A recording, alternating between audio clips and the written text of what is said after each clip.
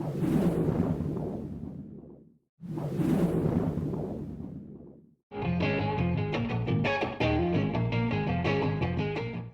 everything I listened to, it started, let me think. My first album was Jimi Hendrix' Electric Ladyland. That was the first introduction to music that I can remember. I think I had to be about like 1, 2 years old. I remember that far back, funny, right?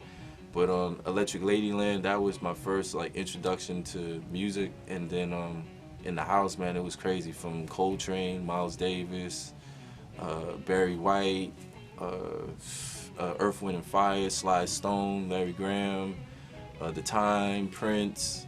That was really my parents' collection. And then to my older brother, he was a little bit older than me, so like BDP, early hip hop, Grandmaster Flash, Tribe Called Quest, and then that period. Big Daddy Kane, the LL Cool J, Cool G Rap, Nas, that whole period.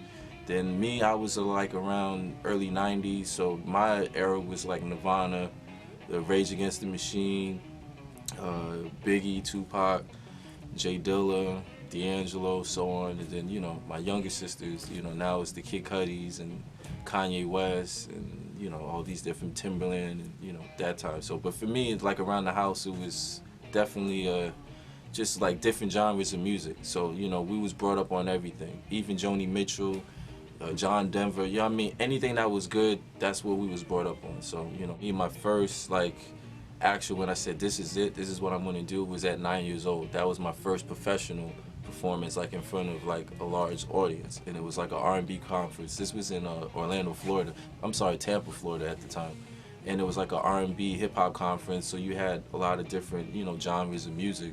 And that experience, seeing everybody playing, that's when I said, okay, from now on, that's what I'm going to do. I mean, it's kind of been stuck with me ever since I was born, but I think for me, being young, it was 9 years old. The blues, we definitely, that's the root of guitar playing for me, my personal opinion. So like the Muddy Waters, Albert King, Stevie Ray Vaughan, I think that's really the strongest impact. And I try to put that in, it doesn't matter if it's rock, if it's hip hop, I try to put those influences in there because I really feel like that's what's really driving the guitar. And just trying to keep the legacy, full forward, with this generation of music. But I think blues is definitely the strongest. And I wasn't expecting to win nothing at all. And then this was around in December of 2014. I had to go back to Europe to go tour. And I came back, and I think like the second week of December, they hit me and they said, yeah, you're the winner. And I said, wow. I still didn't believe it. And they said automatically, they said within the next 24 hours, you're going to get a phone call from the chief and editor of Rolling Stone magazine. We're going to do a Skype interview and the whole bit. So then that's when I knew that it was real. So make a long story short, they flew me out to LA. I ended up recording the first single, which is on 29. It's called Rock Out. And that whole experience of winning, it definitely had a huge impact, because now I think as a guitar player and the stuff that I was doing, that kind of, with Rolling Stone putting the stamp on it, it made it more of a approval. So more of the masses and more people start checking me out and started saying, okay, who is this guy or whatever.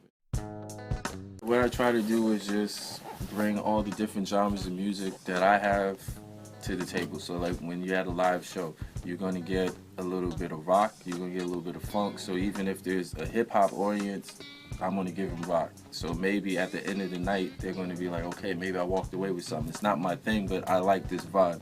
So I just try to take all genres of music and kind of, stretch it out a little bit. So it's not necessarily rock or blues, but try to mix it all together.